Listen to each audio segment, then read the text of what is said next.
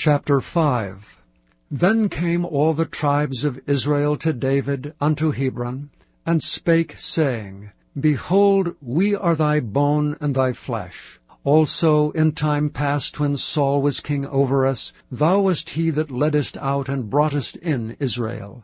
And the Lord said to thee, Thou shalt feed my people Israel, and thou shalt be a captain over Israel.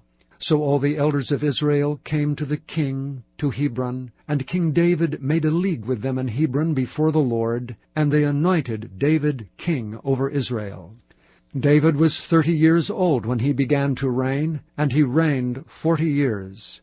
In Hebron he reigned over Judah 7 years and 6 months, and in Jerusalem he reigned 33 years over all Israel and Judah. And the king and his men went to Jerusalem unto the Jebusites, the inhabitants of the land, which spake unto David, saying, Except thou take away the blind and the lame, thou shalt not come in hither, thinking David cannot come in hither. Nevertheless David took the stronghold of Zion, the same is the city of David. And David said on that day, Whosoever getteth up to the gutter, and smiteth the Jebusites, and the lame and the blind, that are hated of David's soul, he shall be chief and captain. Wherefore they said, The blind and the lame shall not come into the house. So David dwelt in the fort, and called it the city of David. And David built round about from Milo and inward. And David went on, and grew great, and the Lord God of hosts was with him. And Hiram king of Tyre sent messengers to David, and cedar trees, and carpenters, and masons, and they built David an house. And David perceived that the Lord had established him king over Israel, and that he had exalted his kingdom for his people Israel's sake. And David took him more concubines and wives out of Jerusalem, after he was come from Hebron. And there were yet sons and daughters born to David. And these be the names of those that were born unto him in Jerusalem, Shammua, and Shobab, and Nathan, and Solomon, Ibhar also, and Elishua, and Nepheg, and Japhira, and Elishama, and Eliada, and Eliphalet.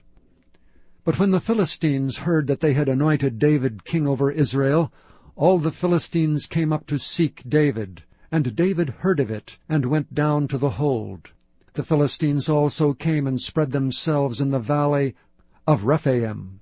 And David inquired of the Lord, saying, Shall I go up to the Philistines? Wilt thou deliver them into mine hand? And the Lord said unto David, Go up, for I will doubtless deliver the Philistines into thine hand.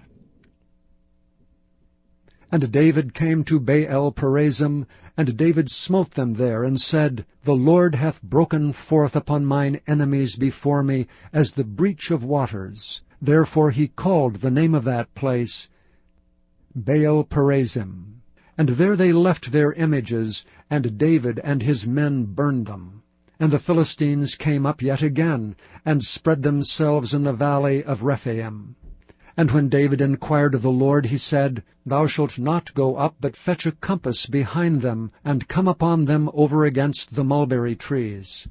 And let it be so, when thou hearest the sound of a going in the tops of the mulberry trees, that then thou shalt bestir thyself, for then shall the Lord go out before thee to smite the host of the Philistines. And David did so, as the Lord had commanded him, and smote the Philistines from Geba until thou come to Gezer.